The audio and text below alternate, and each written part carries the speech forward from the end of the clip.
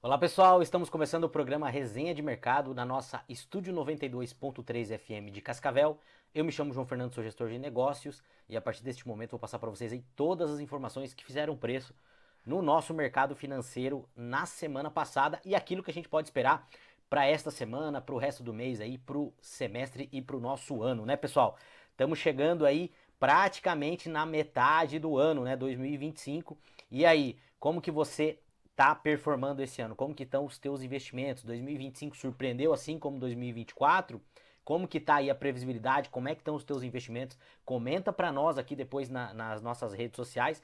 E não esquece, né, pessoal, de seguir a rádio em todas as redes sociais. Se você quer ser um patrocinador nosso, é só entrar em contato com, né, o comercial da rádio ou com o comercial do Resenha de Mercado 3037 45 DDD 3037 24 33 ou entrar direto aí em contato com o comercial da rádio para você ser um patrocinador aqui do nosso programa. Lembrando, né, pessoal, que o programa está saindo inédito agora, você está acompanhando o programa inédito do Resenha de Mercado.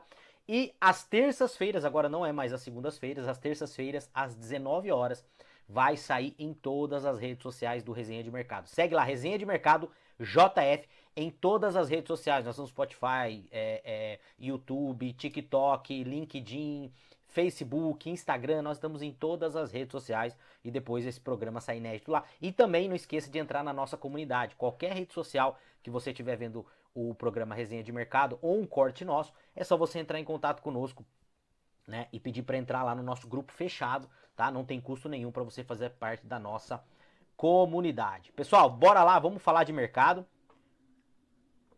Vamos falar dos principais assuntos que aconteceram essa semana. Nós tivemos aí semana passada Copom, nós tivemos o Fed também soltando, né, o guidance deles, eles mantiveram ali a taxa de juros, né?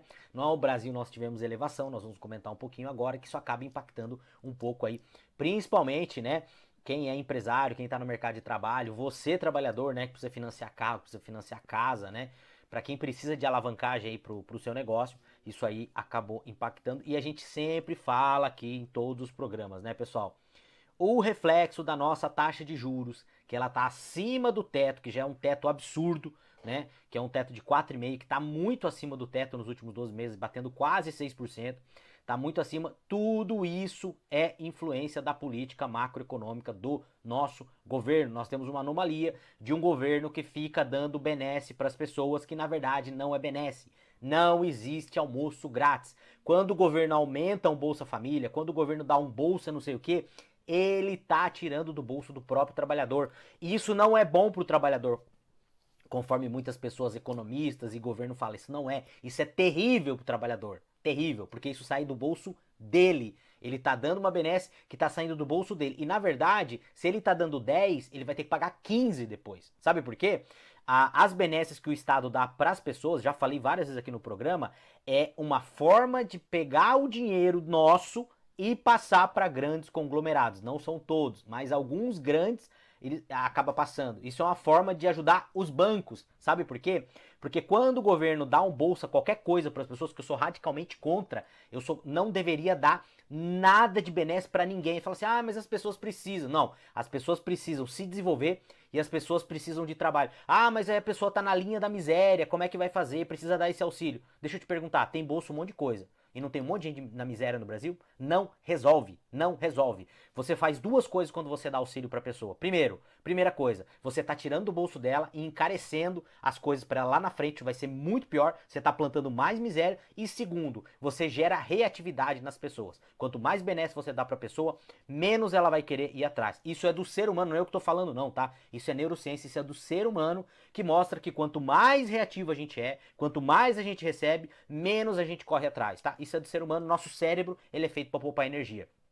Você pode pegar todos os povos, todos os países que mais recebem benesses. O que acontece? A pessoa cada vez mais ela vai ficar querendo o governo. Vê o que está acontecendo agora na Europa, o que está acontecendo na Itália, o que está acontecendo tá acontecendo na Alemanha, o que está acontecendo na França, que a Europa são países ricos, mas eles vêm passando dificuldade por quê? Porque o governo, conforme os anos foram passando, eles tiveram enriqueceram e eles foram cada vez mais tendo benesses aí, trabalhando cada vez menos, investindo cada vez menos, né? Enquanto os Estados Unidos e a China estavam preocupados em inteligência artificial, em trabalhar cada vez mais, em produzir cada vez mais, a Europa tá preocupada com ESG, tá preocupada lá com as florestas, né? Que eles não têm mais, agora eles não querem que a gente fique rico aqui pra gente preservar a nossa floresta, pra ficar comprando coisa cara deles, né? Então, eles ficam preocupados lá com ideologia de gênero, enquanto a China e Estados Unidos estão correndo atrás de IA, correndo atrás de crescer, né? Se você pegar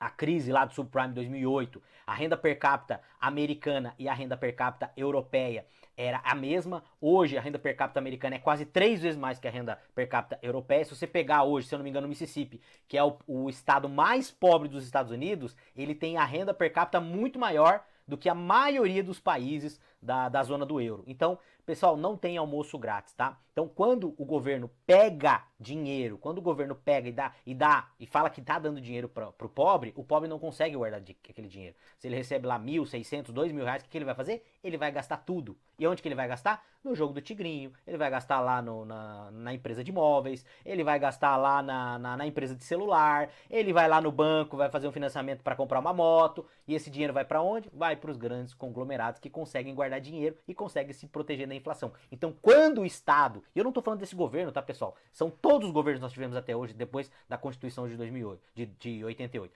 Todos, não estou falando deste governo. O sistema tá errado, o sistema tá errado, tá? O governo que tá ali, ele tá jogando o jogo. O sistema tá errado. Então, quando o governo dá essa benesse para as pessoas não guardam dinheiro. Quem pode se proteger é o rico, é o grande empresário, são os bancos, são as grandes empresas. Tá bom? Feito esse disclaimer gigantesco, vamos lá, vamos falar um pouquinho dos indicadores aí do nosso mercado esta semana, tá bom, pessoal? E comenta aqui nas redes sociais o que você tá achando disso que eu tô falando, se você concorda ou não, né? Vamos bater papo aí, vamos discutir.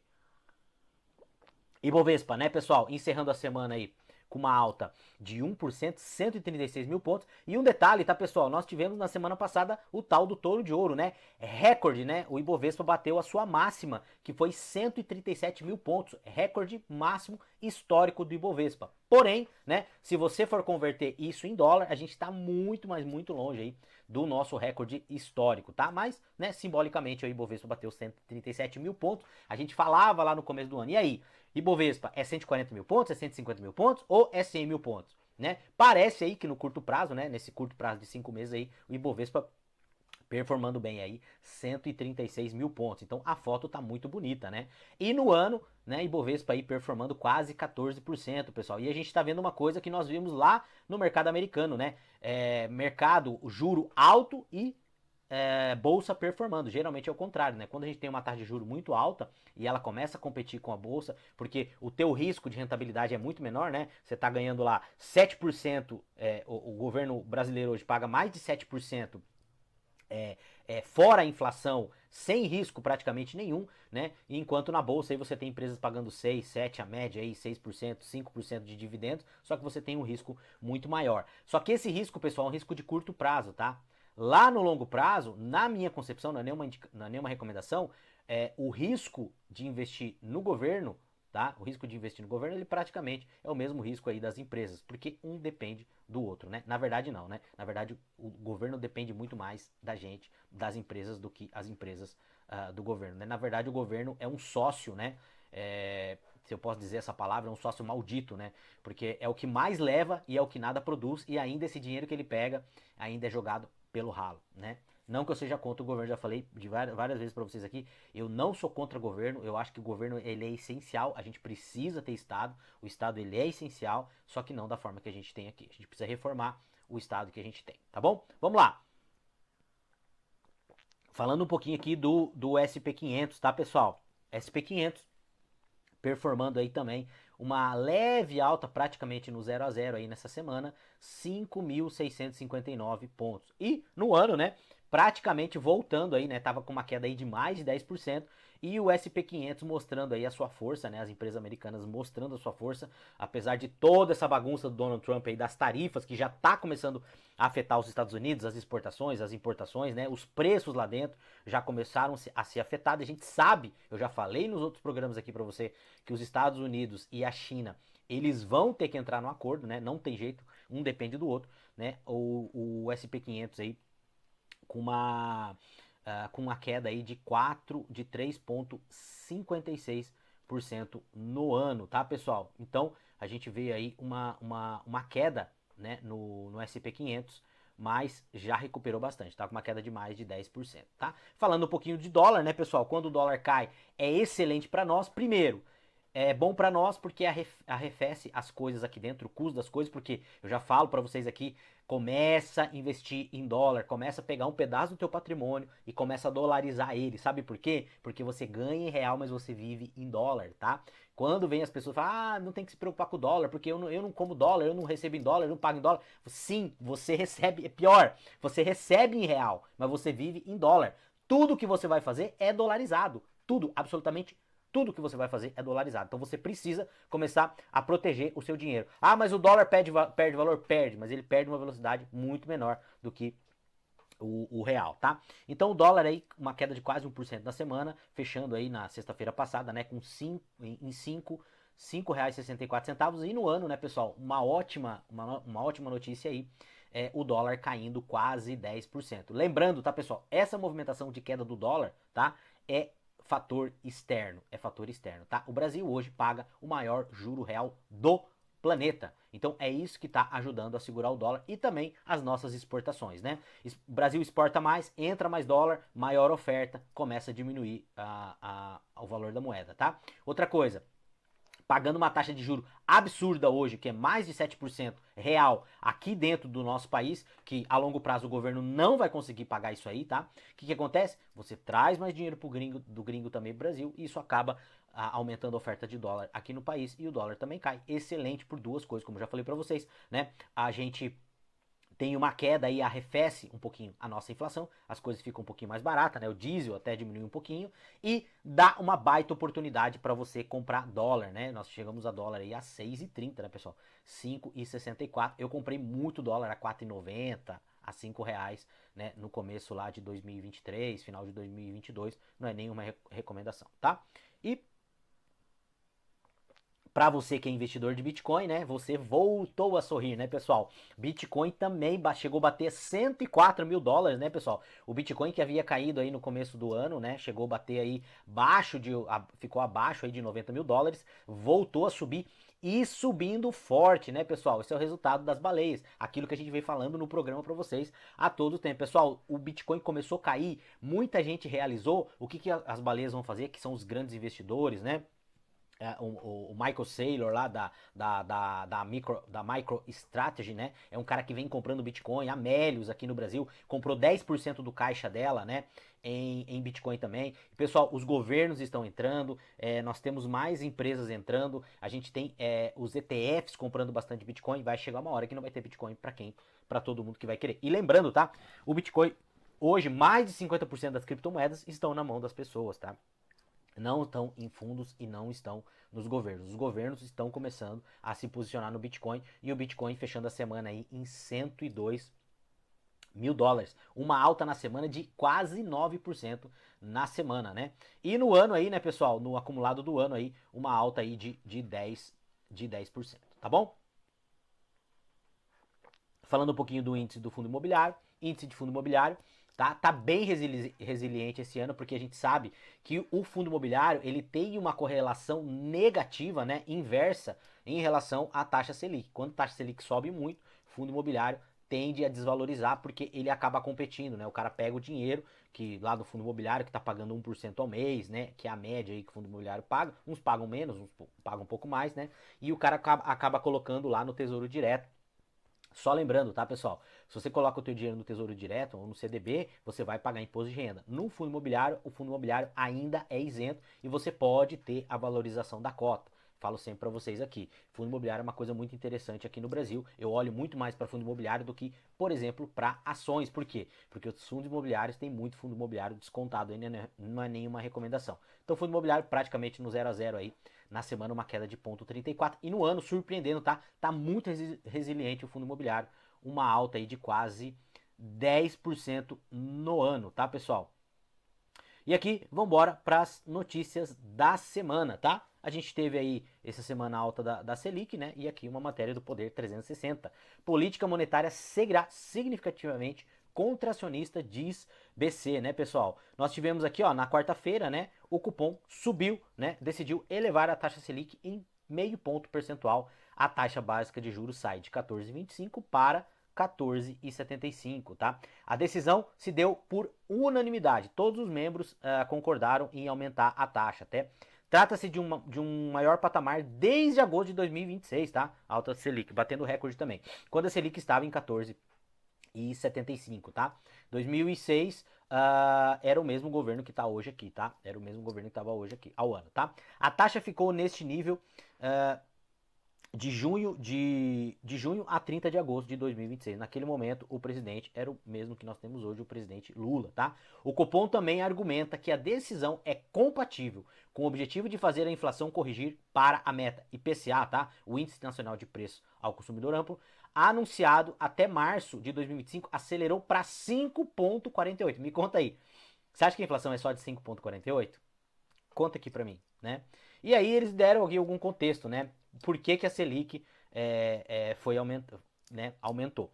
Cenário externo. Mostra-se adverso e incerto em função da conjuntura política e econômica dos Estados Unidos, principalmente sobre a política comercial e de seus efeitos. Então ele está falando que um dos motivos é esse cenário. Ele não colocou percentual. Cenário interno diz haver expectativa desancorados. O que isso quer dizer? Que a inflação, né, ela vai aumentar. Projeção de inflação elevada, resiliência na atividade econômica e pressão do mercado de trabalho. Pessoal, se eu puder falar para vocês aqui, e você que está no mercado, você que investe, você sabe disso, qual que é a proporção? É 10% externo, 90% é aquilo que a gente está fazendo dentro de casa, tá? É muito pior aquilo que a gente está fazendo dentro de casa do que o mercado interno. Então, essa Selic, essa taxa de juros está lá em cima, isso é tudo culpa nossa. Se você gasta muito, se você tem muita dívida, quando você vai pegar dinheiro no banco, o banco vai pedir cada vez mais taxa de juros para você, para se defender. Só que vai chegar uma hora que o banco não vai mais querer te financiar, tá bom? E o Fed mantém os juros inalterados nos Estados Unidos, de entre 4,25 a 4,50. Pessoal, parece, tá, que essa taxa de juros mais alta, ela veio para ficar, né? Historicamente, os Estados Unidos tem uma taxa de juros aí de 2%. Né? Uma taxa de juros, né? E agora o Fed aumentou aí, né, o seu índice aí para 4,25 e 4,50. Na verdade, ele manteve, tá? O Federal Reserve, o Fed, né, manteve os juros nos Estados Unidos entre 4 e 4,5, tá? Segundo a decisão do Comitê Federal Aberto. O FONC, na sigla em inglês, foi anunciado na quarta-feira, tá? Foi a terceira decisão consecutiva de manutenção da taxa em movimento já esperado pelo mercado em meio a incertezas geradas pela política tarifária de Donald Trump. Algumas pessoas diziam que se o Donald Trump não tivesse tomado a decisão que ele tomou em relação às tarifas, a gente já teria a taxa de juro americana baixando, pessoal. E olha só, a partir do momento que eles começarem a baixar essa taxa de juro, tá? Porque a inflação americana já está arrefecendo bastante. O que vai acontecer? Muito provavelmente as ações americanas e os REITs vão performar muito bem, tá? A diretriz da política econômica de Trump foi citada pelo Fed como um dos desafios no trabalho da autoridade monetária em perseguir seus objetivos e gerar empregos e controlar a inflação. E aí, né, pessoal, quem acompanha viu que aí o Donald Trump já foi para as redes sociais e desceu o sarrafo aí no presidente do Fed, tá bom? Crescimento da dívida no Brasil não é normal, diz Mansueto Almeida, ex-secretário do Tesouro Nacional, afirmou que o país terá enorme problema se o governo não conseguir parar a dívida pública. E aqui, nenhuma novidade, né, pessoal? Já falei aqui para vocês. Gente, nós estamos com o abismo lá na frente em 2027 e nós estamos acelerando o carro. O governo tá acelerando o carro e não tá nem aí. E nós estamos com um abismo lá na frente, tá? O economista-chefe do BTG Pactual, ex-secretário do Tesouro, Mansueto, disse nesta terça-feira, no dia 6, tá? Que não é normal a escalada observada na dívida pública, desde o início do atual mandato do presidente, né, Luiz Inácio Lula da Silva. Ele frisou que, sem colocar na mesa um ajuste fiscal crível, o Brasil terá um enorme problema pela frente, uma vez que ou o governo não conseguirá pagar a dívida, ou o país terá mais inflação. Aquilo que eu falei para vocês, agora aqui para vocês em relação a essa questão da dívida. O que acontece, pessoal? O governo não vai conseguir pagar a dívida lá na frente. E vai ter que ser feita uma outra reforma. E provavelmente a outra reforma vai ser paliativa. E vai ser paliativa e vai ser paliativa. E o que vai acontecer? A gente vai estar sempre pagando a conta. O que você tem que fazer para você se proteger? Você tem que, primeiro, né, não é nenhuma recomendação, olhar as criptomoedas. Segundo, tá? Você tem que ter dinheiro fora do país. Ah, mas eu vou mandar dinheiro fora do Brasil pra escapar ilegalmente? Não, você vai fazer tudo legalmente. Mas quanto mais você puder se distanciar, né, do Estado brasileiro e diversificar os seus investimentos, melhor para você. Esse tempo atrás eu fui num congresso e eles estavam falando lá de blindagem patrimonial, e o palestrante lá, que era, inclusive, ele era um dos gestores lá da Avenue, dos Estados Unidos, né? A Avenue é uma das corretoras brasileiras que operam nos Estados Unidos, que é um braço do Itaú, o Itaú comprou uma parte dele. Ele falou, olha, esse termo é totalmente errado, tá? Você não consegue blindar o seu patrimônio. Não existe ninguém que consiga blindar o patrimônio. O que você consegue é deixar o teu patrimônio menos acessível para o Estado. É você deixar ele um pouquinho mais longe, mas blindar o patrimônio, ninguém consegue. Então você tem que tentar se proteger o máximo possível aí para você poder não ter tanta dificuldade aí, ou, né, rentabilizar, ou fazer com que o governo não tire o seu dinheiro, tá? E aqui uma outra notícia interessante para nós, né, aquilo que eu falei para vocês em relação ao dólar.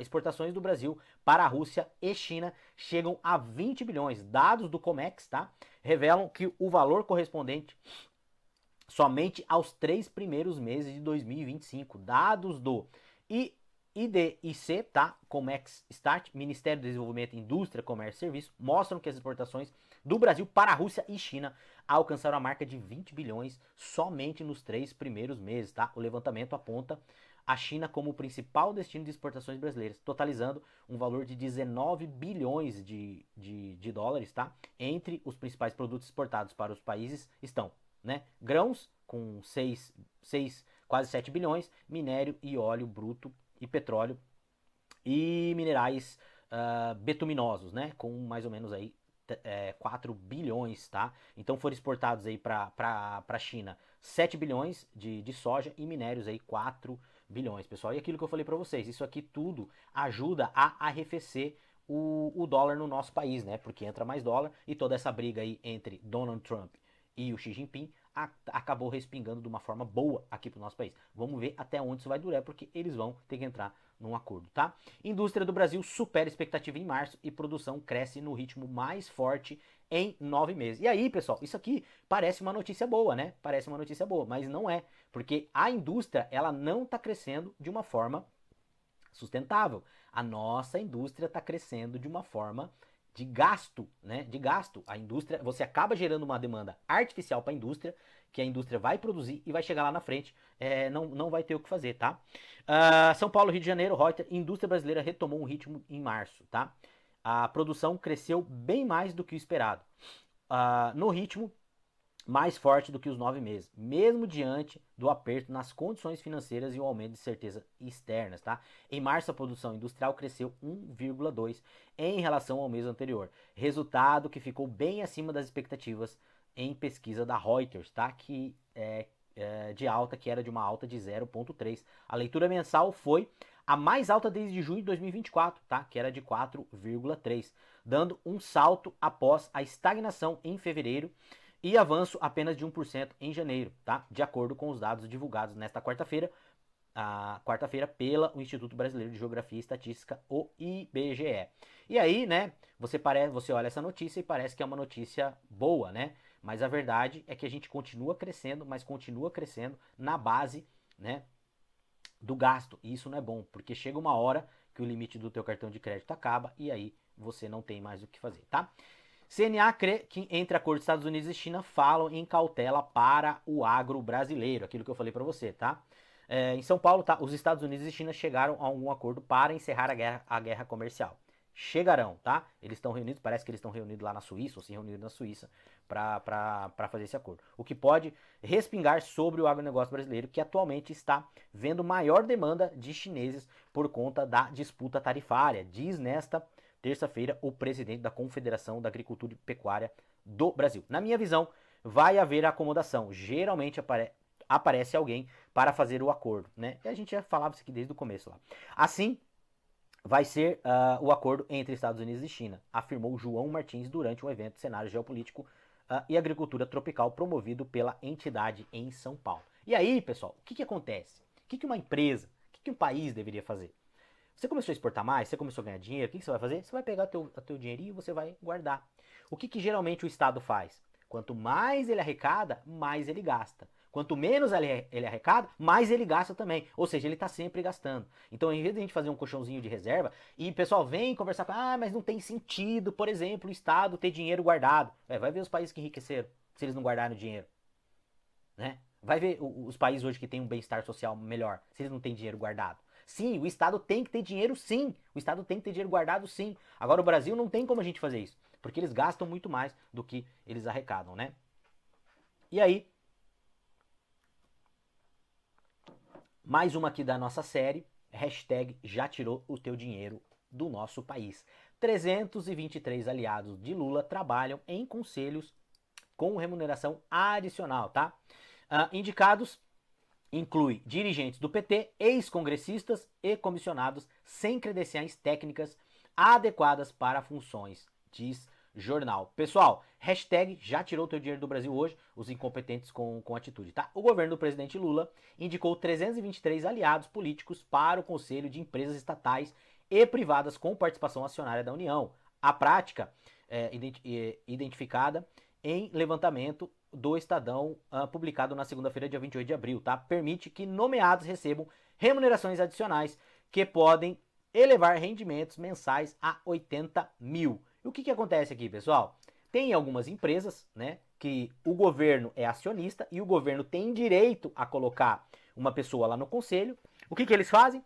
Eles pegam pessoas que não têm fit nenhum, que não entendem nada daquele segmento, e colocam a pessoa lá. Por exemplo, o ministro da AGU, Vinícius, né? Ele está no conselho da empresa Tupi. Né? Se você pegar aqui, ó, ministro da Fazenda, Fernando Haddad, no conselho da Itaipu Binacional. Ministro da Previdência, Carlos Lupe, no conselho da Tupi também. Ministro da Saúde, Alexandre Padilha, conselho da SESC. E aí, pessoal, tem aqui, se vocês forem ver na matéria, tá? Essa aqui é a matéria do Poder 360, nós temos uma ministra que tá lá no conselho da Tupi e ela não tem fit nenhum, nunca trabalhou no segmento. Então esse é o Estado. Quando você investe nessas empresas, quando você não tira o teu dinheiro do Brasil, mas nos Estados Unidos também é assim, gente, mas é muito menor, né? E lá, quando se trata de ganhar dinheiro, tá? As pessoas lá, elas tratam as coisas diferente, não como eles tratam aqui no Brasil, tá bom?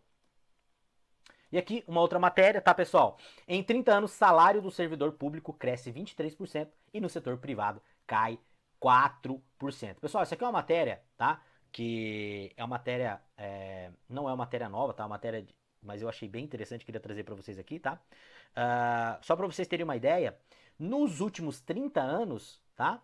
O salário do servidor público, que tem muito mais segurança, aumentou 23%. E o salário no setor privado, que tem menos segurança, caiu 4%. Onde deveria ser inverso. Qualquer coisa que você vai fazer no universo, quanto mais risco você tem, mais retorno você tem que ter. Se você pegar a maioria dos países decentes, onde as coisas funcionam, o mercado privado paga muito mais do que o setor público. É só no Brasil que a pessoa tem sonho de passar numa prova e ir para o setor público. Tá? Então o que acontece? Você pega os servidores com crescimento nos últimos 30 anos de 23% e o setor privado, que é quem sustenta o setor público, caindo 4%. É por isso que a máquina não funciona. É por isso que você tem que tirar o teu dinheiro do Brasil. É por isso que quanto menos coisa você puder ter no Brasil, melhor ainda. Por quê? Porque você está ajudando esses caras. E pessoal, eu não estou falando aqui mal do governo. Eu não estou falando mal desse governo. O governo está jogando o jogo. São as regras que foram dadas. Lá na Constituição de 88 foi dado. Foi dada essa possibilidade. E eles estão jogando o jogo. Então a gente tem que mudar. Só que os políticos nossos que estão lá, na Câmara dos Deputados, no Senado, né? Eles não querem mudar isso. Porque eles entram lá e eles são picados pelo bichinho do setor privado, né? Do setor público. Então veja, isso é um absurdo. Isso é um absurdo. Né? O setor público crescendo 23% e o setor privado caindo 4% aí nos últimos 30 anos. Você está sempre sufocado pagando a conta e eles lá comendo caviar, né, pessoal? E olhando pelo preço do investimento, isso que eu falo para vocês, por isso que eu não invisto no Brasil, né? E aqui, né, nosso Armínio Fraga, né, volta a defender congelamento de salários do salário mínimo por 6 anos, tá? Seria espetacular para os pobres. Então, ele defendendo aqui o congelamento do salário, né? Agora, o congelamento e a diminuição do salário de quem está no setor público, ninguém fala nada, tá? Bitcoin e mais 4 criptomoedas que podem bombar em maio, segundo analistas, tá, pessoal? E pra gente encerrar aqui o nosso programa, estamos chegando praticamente no finalzinho do nosso programa aqui, eu vou passar para vocês aqui, segundo, tá, analistas, não é nenhuma recomendação, tá, o Bitcoin, segundo 10 casas entre exchange, fundos e empresas research, sugeriram criptomoeda para colocar no seu radar no mês de maio. E aqui, pessoal, vocês têm que tomar muito cuidado, tá? Para estudar, porque muitos researchs, não estou falando que são todos, tá? Eles gostam que você faça a rotatividade da sua carteira, porque quanto mais rotatividade você fizer, mais eles vão ganhar, tá? E então, um investidor de buy hold, de longo prazo, às vezes não é muito interessante para essas casas, por quê? Porque você não vai girar a tua carteira, você não vai dar rentabilidade para eles. Claro, o primeiro aqui, ó, é o Bitcoin, tá? Com 13%, com 6 recomendações, Bitcoin todo mundo conhece. O segundo é o Ethereum, né, com 3 recomendações aí, com uma alta aí de 0,8%. E eu vou começar a falar aqui sobre o terceiro, Bitcoin e Ethereum, que todo mundo conhece, tá? Que é a SUI, tá? Com 51%. Teodoro Fleury, gestor e diretor de investimento da QR Assessment Management, disse que o token SUI representa uma blockchain de alta performance focada em estabilidade e baixa latência, com forte apoio institucional, tá? O ecossistema vem se expandindo de forma surpreendente e o forte crescimento de atividade on-chain ou na blockchain nas últimas semanas, em especial totais de ativos bloqueados na plataforma, no protocolo, indica o potencial de valorização, tá? Então isso aqui é um token, tá? Uma blockchain que transações podem ser feitas lá dentro, tá? A Solana, tá? A Solana também é uma criptomoeda bem conhecida, tá? Ou uma blockchain também conhecida, tá? BTG Pactual, o BTG Pactual aumentou a exposição em Solana, motivos: capturar potencial de crescimento da relevância da plataforma no cenário de tokenização de ativos no mundo real, tá? Então a Solana, ela é mais ou menos parecida lá com o Ethereum, tá?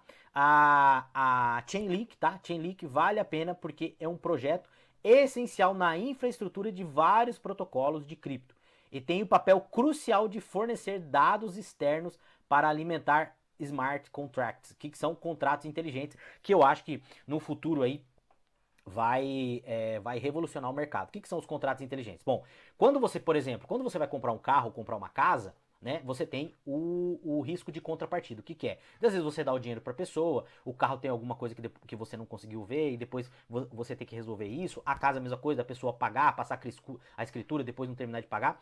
Os contratos smart, como que eles vão funcionar? Vocês vão fazer o contrato, né, dentro da rede. E, por exemplo, você fez a transação lá. E o contrato smart, como é que ele vai funcionar? Por exemplo, você está comprando o carro, né? E você vai dar o dinheiro lá para a garagem. Então, quando o contrato fizer a autenticação da transação e tiver tudo certo, aí o carro vai para a concessionária, o carro vai para você e o dinheiro vai para a concessionária. Então, isso vai criar muita segurança, vai diminuir, por exemplo, questão de cartório, o custo de transação vai diminuir bastante e pode ser muito interessante, tá? Então, pessoal, essas aqui são as criptomoedas recomendadas. Não é nenhuma recomendação, quem está recomendando aqui são as casas, tá? Mas é muito importante que você não invista e estude antes de você aplicar nessas criptomoedas. Só fazendo um disclaimer aqui, eu tenho Ethereum, eu tenho Solana e eu tenho Bitcoin. As outras eu nem conheço, eu li na matéria aqui, vou pesquisar ainda, tá? Então não invista numa coisa que você não conhece. É muito interessante? Sim. Tem recomendação de casas? Sim, mas você precisa entender se isso se adequa ao teu perfil de investidor. Tá bom, pessoal? Estamos chegando no final do nosso programa Resenha de Mercado. Queria agradecer aí pela sua audiência, pela participação, pelas mensagens que eu estou recebendo de vocês aí. E eu vejo vocês na próxima semana aqui neste mesmo horário, tá bom, pessoal? Um grande abraço, uma semana abençoada aí. Até a próxima e valeu!